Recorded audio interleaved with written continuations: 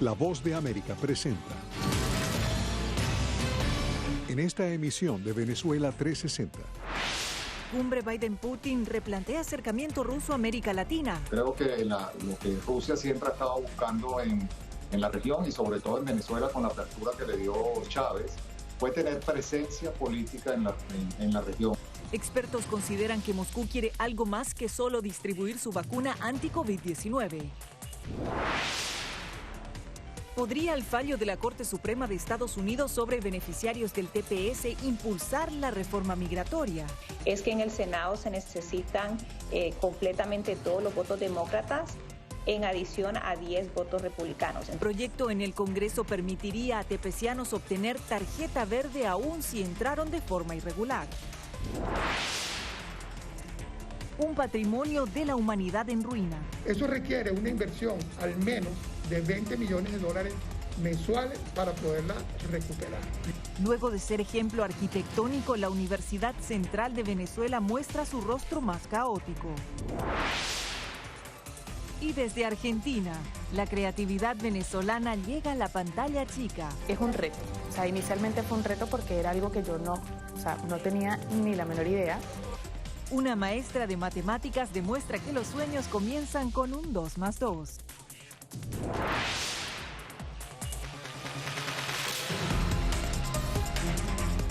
Hola, bienvenidos a una nueva edición de Venezuela 360 desde Washington. Les saluda Belén Mora. Comenzamos con el tema que capturó la atención durante esta semana. El reciente encuentro entre los presidentes de Estados Unidos y Rusia proyecta de nuevo el interés en los vínculos entre Moscú y Caracas. Nathalie Salas Guaitero nos dice qué está en juego en este momento en Venezuela para los intereses del Kremlin. Una relación de más de 2 décadas. Una alianza estratégica que ha logrado a través de los años acuerdos en materia financiera, comercial, militar y de salud. Condenamos rigurosamente a la práctica de las sanciones unilaterales contra Venezuela, que afectan mucho a la situación social en el país. Pese a las pretendidas intenciones del imperialismo en amenazar, perseguir, boicotear y sabotear esta ejemplar relación. Un acercamiento ideológico iniciado por Chávez, aderezado por Nicolás Maduro y Vladimir Putin, que más que llamar la atención, prende las alarmas en Occidente. Debemos decidir dónde es de interés mutuo y de interés mundial cooperar y ver si podemos hacerlo. Y las áreas en las que no estamos de acuerdo, dejar claro dónde están las líneas rojas. Unas líneas rojas que, de acuerdo con expertos, podrían dibujarse según sean los intereses de Rusia en un momento dado, y no la lógica de Washington de creer que entre Caracas y Moscú existen puentes ideológicos sólidos. De hecho, si en determinado momento conviene a sus intereses, puede lo mismo sostenerlo a sangre y fuego, como lo hiciera con Bashar al-Assad, como descartarlo sin pestañear. Pero, ¿qué busca Rusia en Venezuela? Más cuando el gobierno de Nicolás Maduro luce menos firme que el de su predecesor. Expertos apuntan 3 aspectos: presencia geopolítica, impulso económico y complementación estratégica con otros aliados de Rusia como Irán y China. Es muy claro a este punto que Putin y Rusia no creo que van a salir de Venezuela y no sé qué hay un tipo de presión que se puede meter para que salgan. Un país petrolero como Rusia, que tiene sus propias reservas, pues obviamente tiene en sus propios recursos la prioridad. Entonces, ¿qué buscarían ellos con eso? Bueno, un tema, si lo queremos ver desde el punto de vista de negocio, relacionando con tener a un competidor bajo control. Aunque Washington ha dicho que buscará trabajar con Rusia solo en áreas de intereses comunes, analistas no dudan que Venezuela sería una de ellas. Una buena relación entre Estados Unidos y Rusia va a poner a tambalear el gobierno venezolano a su máxima expresión. Pero esto podría llevar tiempo, más cuando la diplomacia parece no haber sido la carta ganadora en el pasado y las sanciones han hecho que Caracas y Moscú hallen nuevas vías de acercamiento, abriendo la posibilidad de que Rusia busque en el Caribe algo más que un simple apretón de manos. Nathalie Salas Guaitero, Venezuela 360, Voz de América, Washington. Y seguimos con la visión venezolana a nivel internacional. porque al contrario de lo que se tenía previsto, la Corte Penal Internacional esperó la juramentación del nuevo fiscal Karim Khan para decidir sobre Venezuela. Julia Riera nos cuenta sobre la importancia que tendría una decisión de este ente. Karim Ahmad Khan es el nuevo fiscal de la Corte Penal Internacional. Será quien decida si procede o no abrir una investigación formal sobre el llamado caso Venezuela 1, que está en la etapa final de la fase preliminar y hace referencia a presuntos crímenes de lesa humanidad cometidos en el contexto de las protestas antigubernamentales del año 2017. Durante su cierre de gestión, la ahora exfiscal Fatou Bensouda anunció que ya había tomado una determinación al respecto, pero que debido a una solicitud del gobierno venezolano prefirió demorar la resolución. El Ministerio Público tiene los fondos, tiene un muy buen equipo legal que está tratando de parar a toda costa el inicio de la investigación. Expertos en materia legal explican que lo más probable es que el organismo inicie una investigación formal en unos meses. Pero, ¿cómo impactaría en Venezuela? A medida que este proceso avance, si el Estado venezolano quiere detenerlo, pues va a tener que decidir investigar e enjuiciar a altos funcionarios. Y eso obviamente sí pudiese, pienso yo, tener un efecto de alguna forma de producir muchas incomodidades al interno del chavismo y de alguna forma debilitar la alianza que mantiene a Maduro al poder. Por su parte, el fiscal venezolano Tarek William Saab anunció recientemente en un comunicado que había recibido una resolución de la Sala de Cuestiones Preliminares como respuesta a su solicitud de control judicial emitida hace unas semanas. La República Bolivariana de Venezuela considera positiva esta decisión que valora su colaboración con la oficina de la fiscal de la CPI y muestra su satisfacción ante la petición de que ésta ejerza una mayor colaboración y tome una dirección más constructiva y seria para los próximos pasos del examen preliminar. La Corte también evalúa el caso Venezuela 2, que consiste en denuncias hechas por el gobierno de Nicolás Maduro por las sanciones económicas impuestas por Estados Unidos. Julia Riera, Venezuela 360, Voz de América. Hacemos una pausa, ya volvemos con más.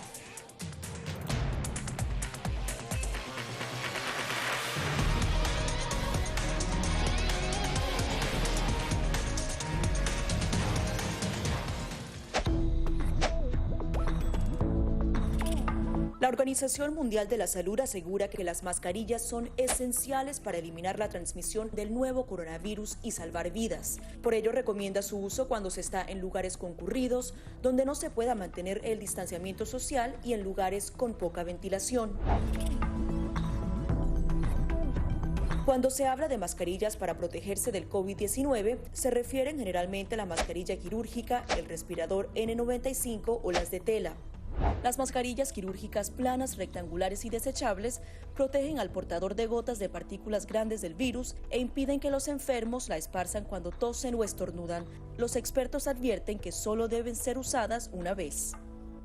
El respirador N95, de forma oval y más ajustado a la cara, tiene una válvula de exhalación que ayuda con la humedad y el calor cuando respiramos. Además de filtrar partículas grandes, puede impedir que pase el 95% de las partículas pequeñas de virus y bacterias. Ante la escasez, muchos han recurrido a hacer sus propias mascarillas y, en efecto, los expertos confirman que estas mascarillas caseras pueden ser efectivas. Las mascarillas nos pueden servir como una barrera aislante para las secreciones, pero tener mucho cuidado porque hemos visto gente que usa la mascarilla, pero al acomodarse la mascarilla se está tocando la cara. Y eso es justamente lo que queremos evitar, es que la gente se esté tocando la cara en estos momentos, porque cuando uno está en lugares públicos puedes estar pasando la mano por una superficie que ha sido tocada por otras personas y que puede estar contaminada y luego sin querer te puedes llevar la mano a la cara. Para más información visita nuestra página web y síguenos a través de las redes sociales bajo @Voz de América.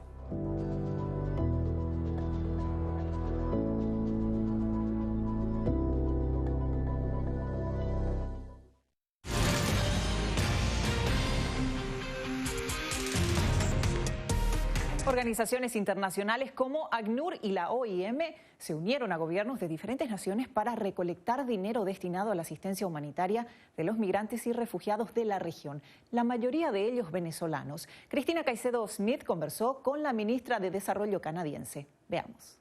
Muchísimas gracias, ministra de Desarrollo Internacional de Canadá, Karina Gold, por sus minutos con La Voz de América y con Venezuela 360. Canadá es el anfitrión este año de la Conferencia Internacional de Donantes para ayudar a los refugiados y migrantes venezolanos. ¿Cuáles son sus expectativas como país anfitrión? Muchas gracias por la pregunta. Y mira, sabemos que la crisis de migración de venezolanos en la región de América Latina es una de las crisis más grandes de inmigración en el mundo, el segundo más importante, de hecho. Entonces, nosotros tenemos como objetivos, primero, ante todo, o sea, alzar la visibilidad de la crisis sobre los países recipientes, también sobre las personas mismas, o sea, lo que han pasado los migrantes venezolanos dentro de su país y también en su viaje y su experiencia como migrantes. También levantar fondos para que los migrantes venezolanos puedan estar bien integrados en los países de recepción. Y tercero, demostrar la solidaridad con los migrantes venezolanos para hacerles ver que el mundo está ahí con ellos.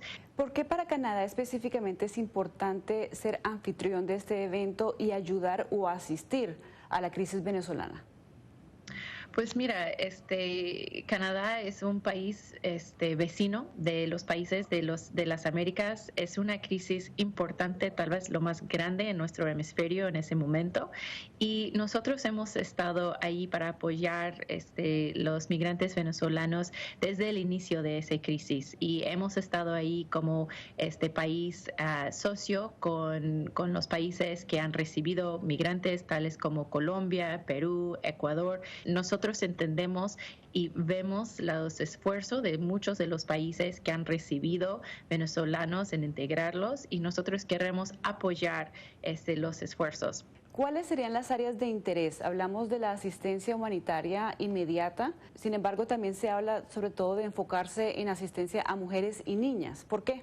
También el enfoque sobre mujeres y niñas es que sabemos que las mujeres y niñas enfrentan retos aún más difíciles, que tienen necesidades diferentes y también hemos visto un aumento en violencia basado en el género, violencia sexual y acceso a servicios de salud reproductiva y sexual son muy importantes y nosotros queremos asegurar que los migrantes, en particular las migrantes, tienen acceso a todos los servicios que necesitan. Muchísimas gracias por sus minutos con La Voz de América, ministra. Muchas gracias a usted, Cristina. Gracias. Y precisamente parte de la asistencia humanitaria para los venezolanos tiene que ver con las vacunas. Pues bien, la oposición de ese país pide a la comunidad internacional que sea garante de las entregas y distribución de los fármacos que llegan al país. Jaime Moreno tiene los detalles. Venezuela es uno de los países con la menor tasa de vacunación de la región, de acuerdo con la Organización Panamericana de la Salud. En reiteradas ocasiones, la oposición liderada por Juan Guaidó ha señalado que está uniendo esfuerzos para conseguir más vacunas, pero piden apoyo de la comunidad internacional para evitar que estos inóculos sean utilizados por el gobierno de Nicolás Maduro para aumentar su control político sobre la población. Y evitar lo que en Venezuela es algo generalizado por parte del dictador Maduro, que es corromperlo todo y llevarlo a un mercado negro como Cuba o como cualquier país comunista. Julio Borges, comisionado de Relaciones Exteriores de la oposición, advierte que si el proceso de vacunación en Venezuela no se implementa de manera eficiente, los venezolanos tendrían que esperar décadas antes de ser vacunados por completo. Al ritmo que se está vacunando ahora los venezolanos, para poder completar la meta de venezolanos vacunados, podríamos esperar cerca de 50 años para terminar lo que otros países, incluso de la región, están haciendo de manera muy eficiente. Caso de Chile, caso de Brasil, caso de Colombia, entre otros países. El presidente de Venezuela, Nicolás Maduro, asegura que su gobierno ya giró los recursos para las vacunas y que si están demoradas es por culpa de Estados Unidos. Son ustedes unos miserables que odian y desprecian a Venezuela porque somos rebeldes, somos bolivarianos y vamos a seguirlo siendo. Y Venezuela va a tener todas sus vacunas. Mientras, algunos sectores de la oposición venezolana en Estados Unidos, con una postura más extrema, sugieren excluir por completo al gobierno de Nicolás Maduro del proceso de vacunación. Porque Cuando uno quiere ayudar a la población, uno no busca ayudar es al secuestrador, ¿no? Y eso es lo que está ocurriendo en Venezuela, que los venezolanos están secuestrados. Entre las propuestas que ha considerado la oposición dentro y fuera de Venezuela para facilitar el acceso al fármaco es colocar centros de vacunación en las zonas fronterizas de Colombia, donde los venezolanos migrantes o de paso puedan inmunizarse libremente. Jaime Moreno, Venezuela 360, Voz de América. Una nueva pausa al regreso, más de Venezuela 360. No se vaya.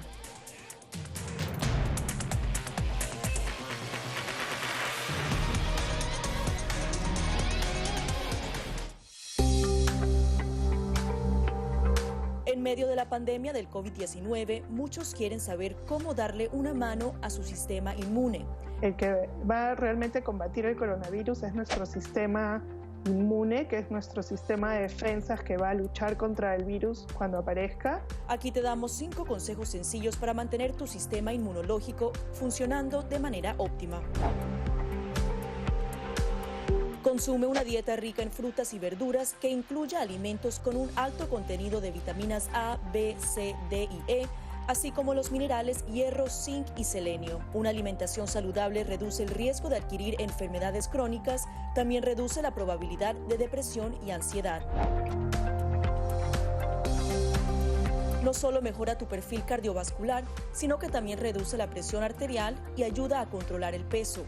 La OMS recomienda unos 30 minutos al día, incluso repartidos entre 3 sesiones. Muchos entrenadores ofrecen ahora cursos en línea, a veces incluso gratis. Mientras dormimos, se reparan las células, se eliminan las toxinas, se procesa la información y se fortalece nuestra memoria. Para la mayoría de las personas, de 6 a 9 horas de sueño son suficientes. Lávate las manos con frecuencia, por lo menos durante 20 segundos. Asegúrate de hacer el proceso bien, frotando todas las partes de ambas manos y muñecas. Las antibacteriales funcionan mejor si contienen un alto porcentaje de alcohol. Las funciones metabólicas dependen del agua. Consume alimentos ricos en agua como frutas, verduras y sopas. El té y el café son diuréticos, así que no cuentan en la dosis.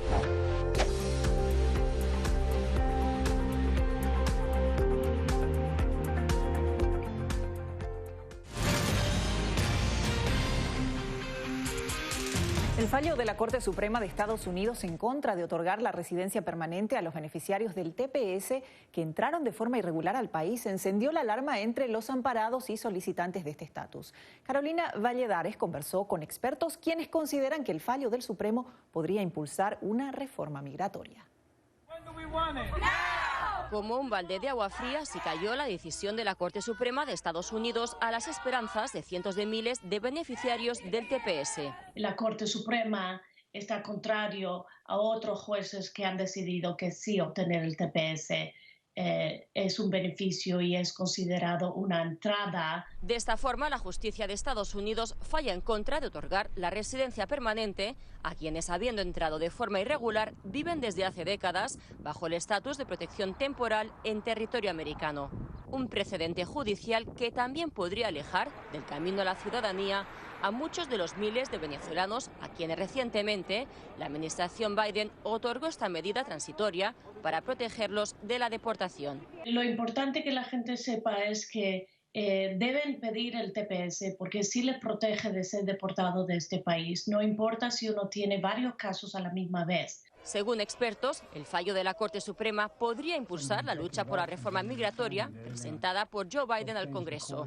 Un proyecto de ley que eventualmente permitiría a los cerca de 11 millones de inmigrantes indocumentados que viven en Estados Unidos obtener la ciudadanía, incluyendo a los que entraron de forma irregular. Se necesitan completamente todos los votos demócratas, en adición a 10 votos republicanos. Sin embargo, para los sectores progresistas, la alta presencia de venezolanos en estados clave como Florida y Texas y la cercanía de los comicios de medio término podría decantar la papeleta de algunos senadores a favor de la reforma de Biden. Existen algunas personas que ya son ciudadanas que van a poder votar en las elecciones de medio término.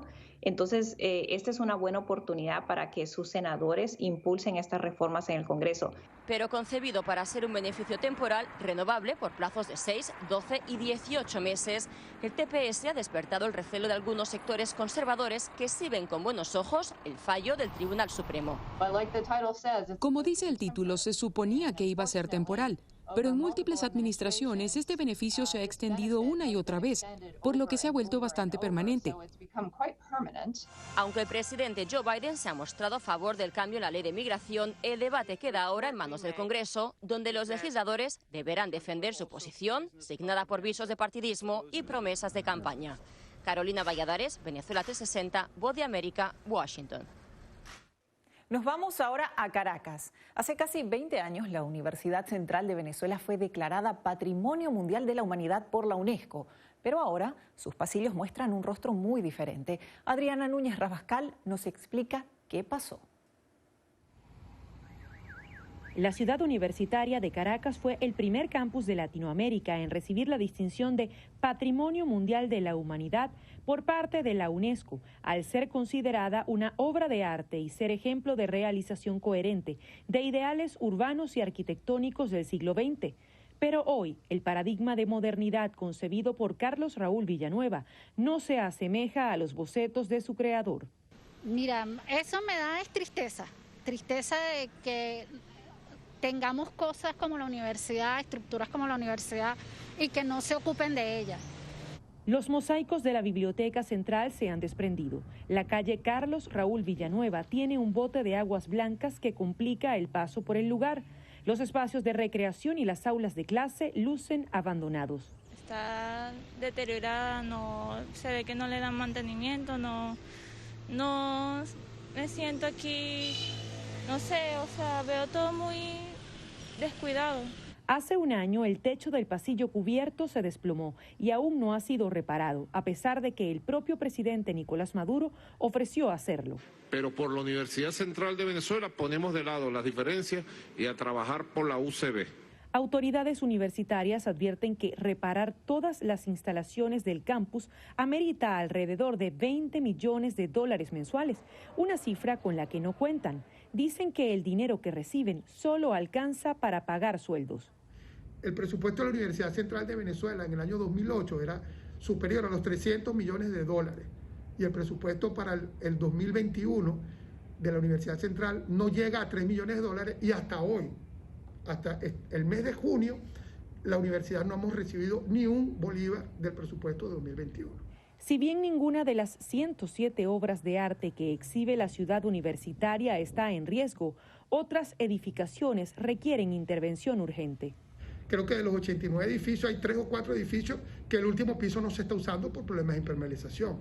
La comunidad universitaria también ha alzado su voz por los hechos delictivos que se cometen dentro del campus. El Instituto de Medicina Tropical ha reportado al menos 70 robos en 5 años y la Facultad de Arquitectura ha documentado unos 160 ataques al patrimonio en medio de pugnas políticas. Adriana Núñez Rabascal, Venezuela 360, Voz de América, Caracas. Una nueva pausa en Venezuela 360 y luego del salón de clases a la televisión. La historia de una venezolana que mantiene viva su pasión por enseñar. Quédese con nosotros.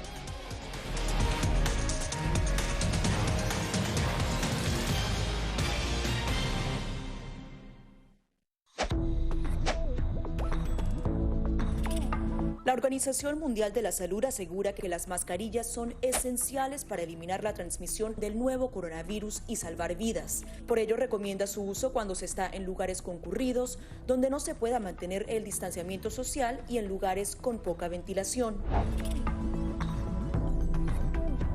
Cuando se habla de mascarillas para protegerse del COVID-19, se refieren generalmente a la mascarilla quirúrgica, el respirador N95 o las de tela. Las mascarillas quirúrgicas planas, rectangulares y desechables protegen al portador de gotas de partículas grandes del virus e impiden que los enfermos la esparzan cuando tosen o estornudan. Los expertos advierten que solo deben ser usadas una vez. El respirador N95 de forma oval y más ajustado a la cara tiene una válvula de exhalación que ayuda con la humedad y el calor cuando respiramos. Además de filtrar partículas grandes, puede impedir que pase el 95% de las partículas pequeñas de virus y bacterias.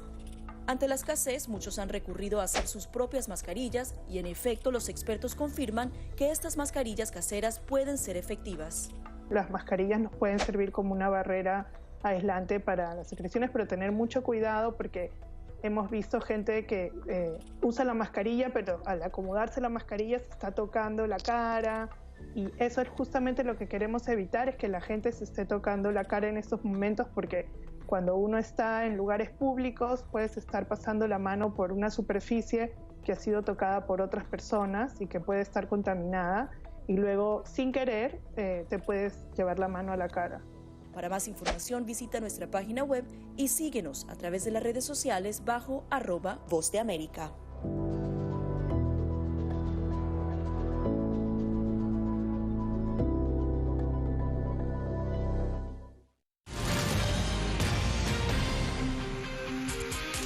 Y para finalizar, les presentamos el inspirador caso de una maestra de matemáticas que vive en Buenos Aires y que en medio de la pandemia ideó otra manera de enseñar más allá de las fronteras de un salón de clases. ¿Qué hizo? Gonzalo Báñez Villar nos cuenta.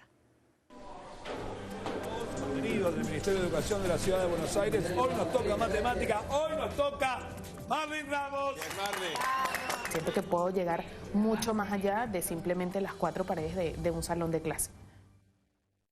Marlin Ramos es licenciada en Educación con mención en Matemáticas. Ejerce la docencia desde hace 17 años y llegó a la Argentina hace 3 años y medio, en febrero de 2018. Cuenta que la adaptación no fue sencilla, pero gracias a su capacidad y experiencia logró rápidamente insertarse en el ámbito educativo. Es un cambio que pega. 14 años ejercí en Venezuela y luego de venirme para acá pasé un año como que en stand-by y a partir de allí sí, ya 2 años ejerciendo como profe como tal acá en Argentina. La situación pandemia hace que nosotros tengamos como docentes que llegarle a los padres de alguna u otra forma. Entonces era como, bueno, ¿de qué manera nosotros podemos darles desde el lugar en que estamos esas herramientas para ellos desde casa poder ir trabajando con cada uno de los chicos? Y más en la forma como se planteó, que era algo desde lo lúdico, desde el juego. A ver, cada una de las cantidades parciales para formar una suma. ¡Ay, ay! ¡Sumando! Exactamente. Entonces, te hago entender que las matemáticas son divertidas, son amenas y mucho más si las entiendes. Realmente fue lo que me permitió y me abrió a mí las puertas con esta área de la televisión. Vamos, ¿está lista? Sí, listo. Vamos. Agarra las cosas. Es un reto. O sea, inicialmente fue un reto porque era algo que yo no tenía ni la menor idea. En el aula tienes el vínculo y la interacción con los chicos, o sea, de que preguntas y al toque te pueden estar respondiendo. En el momento en que estás en la tele, no. Además que es los nervios. En la tele tienes que procurar que sea lo más claro, preciso posible y completamente entendible para que pueda salir todo en el tiempo que se tiene estimado. Y bueno, después es todo el tema de llegar a tiempo, planificarlo. Yo diría que lo más complicado de todo esto es la planificación de las actividades, porque es una muestra constante y distinta. Números, tengo que colocarlo, exactamente, porque 8 por 4, 32. 8. Fíjense que hasta aquí hemos hecho ya divisiones, sumas, restas, pero cuando tú muestras algo en televisión, ya no solo lo ven los chicos, ya lo ven los chicos, los grandes familiares, y hay algo mucho más amplio donde tú estás transmitiendo la información. Entonces estás llegando al toque y adicionalmente a eso haciendo lo que me gusta, o sea, que es enseñar. Entonces es como una maravilla, o sea, poder hacerlo es una maravilla porque siento que puedo llegar mucho más allá de simplemente las 4 paredes de un salón de clase. Y aunque reinventarse para esta maestra venezolana ha sido algo más complicado que un 2 más 2, no deja de creer que, así como los números, todo tiene una respuesta correcta. Gonzalo Báñez Villar, Venezuela 360, Voz de América, Buenos Aires. El desierto de Atacama, al norte de Chile, es uno de los más inhóspitos del mundo, pero es también la ruta que utilizan miles de venezolanos en su travesía en busca de mejores condiciones de vida. Con la llegada del invierno austral y las temperaturas extremas, crece la preocupación de autoridades y organismos internacionales por las condiciones de muchas familias venezolanas que por allí transitan. Es por ello que ACNUR, junto con las autoridades locales, les brindan asistencias en albergues donde encuentran abrigo, refugio y alimento. Hasta aquí Venezuela 360. Gracias por acompañarnos. Hasta la próxima. Les informó Belén Mora.